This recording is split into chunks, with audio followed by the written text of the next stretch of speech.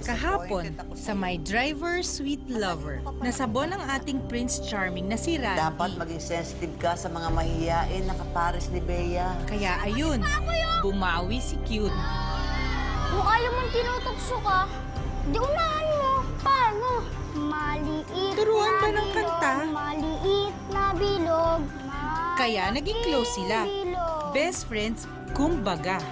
Pero si Randy, may sarili rin palang problema. Yung tatay ko raw ang nag-iwan sa akin dito. Dahil sa kahirapan, 10 taon na.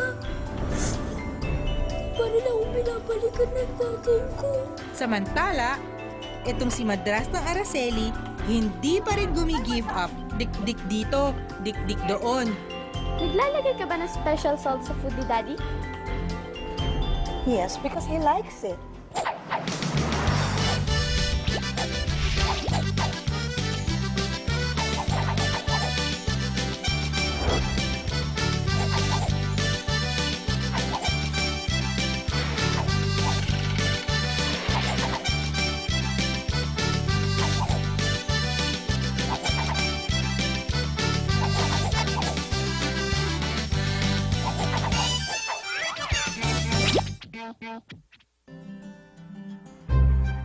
Araceli, anong ginagawa mo dyan? Wala! Anong wala? I was just looking for my book. To continue, hon. Ma'am? Huwag mo kaming gambalain. Ma'am, nandito na po kasi si Dr. Huwag mo nang pagsabihan naman ang mga katulong. Siyempre, concerned lang naman sila sa amo niya. Dispensa, Mama. Pare-pareho lang siguro tayong tense sa sitwasyon ni Aaron.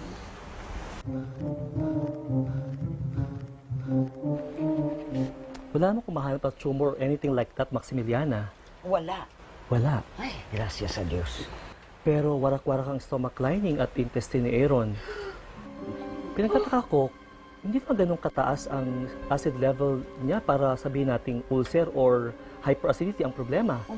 May pumasok sa katawan niya na kung anong bagay na siyang unti-unting sumisira sa stomach lining niya. Lason? Hindi lason. Lalabas sa toxicity screening kung may na-ingest siyang lason. Ano man ang bagay na ito, matagal nang nasa katawan ni Aaron.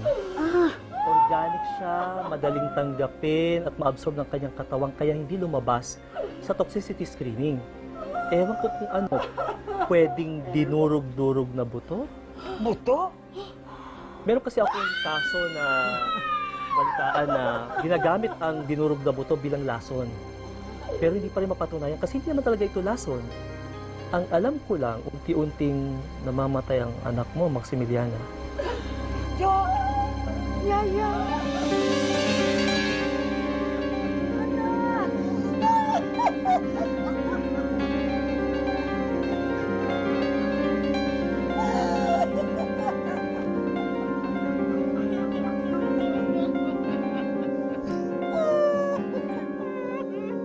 Pag biglang namatay ang asawa ko, mapupunta sa amin ang lahat ng kayamanan at assets ng mga Barinuevo?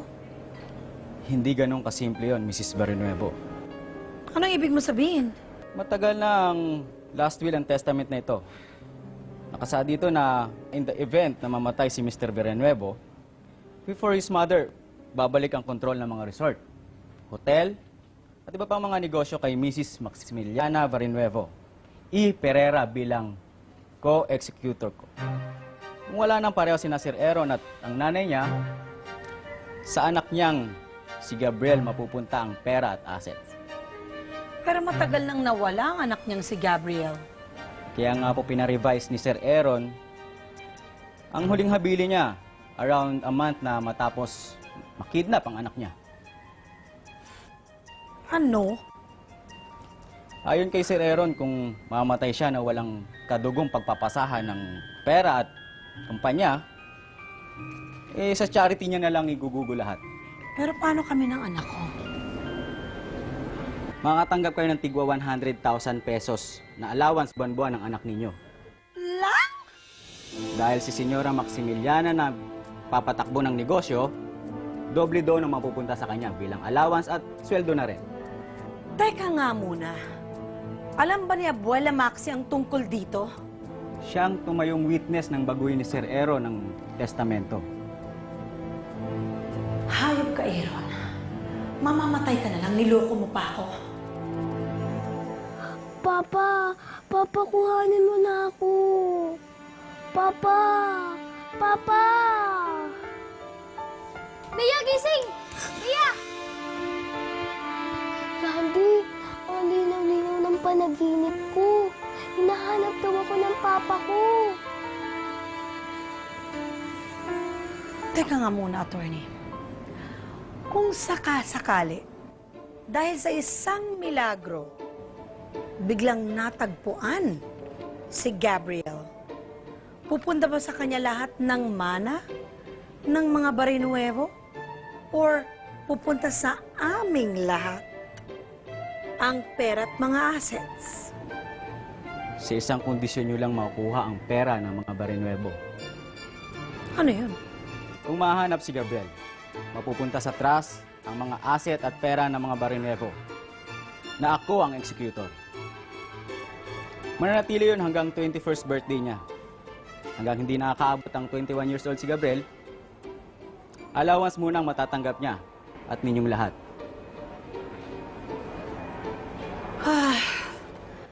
Napaka-complicated naman ang lahat ng yan, attorney. Baka naman, pwede nating pag-usapan niya. Attorney, what do you think? I'm sorry, Mrs. Barinuevo. Pero may kailangang legal ethics na akong sundin. Excuse me. Ngek. Bading? Sir Agita! Huwag na kayong pumasok. Ay, nako, Sir Agita. Pagpasensya na, nagpupumilit pumasok ang mga batang ito kahit na pinipigilan ko. May importante pong sasabihin si Bea. Anong sasabihin mo, Bea? No! I hate this. This is impossible! It can't be! God, please! I really hate it!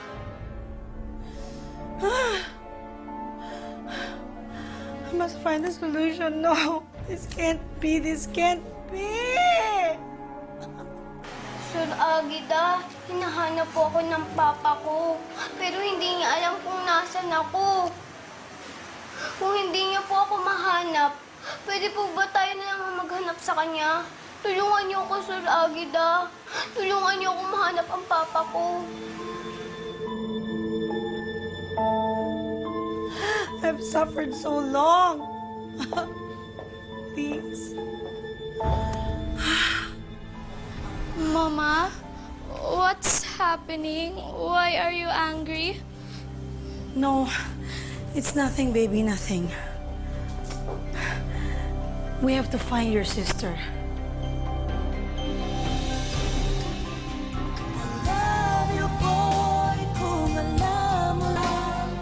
Bea, hindi tayo maaaring kumilos base lamang sa nakita natin sa panaginip. At saka isa pa napakalawak nitong mundo.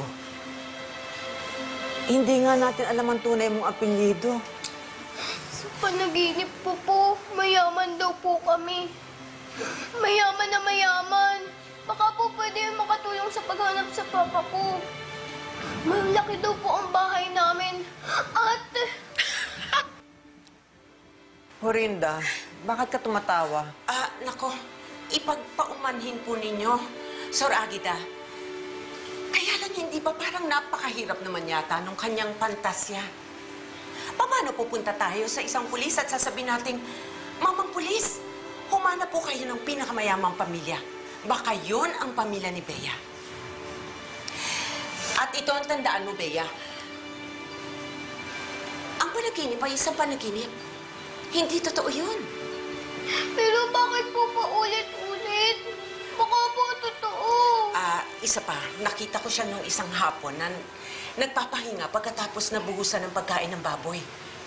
Meron siyang kinukwento sa mga kaibigan niya Gusto niya raw bumalik sa kanyang kaharian at kung saan ang kanyang ama ay ang hari.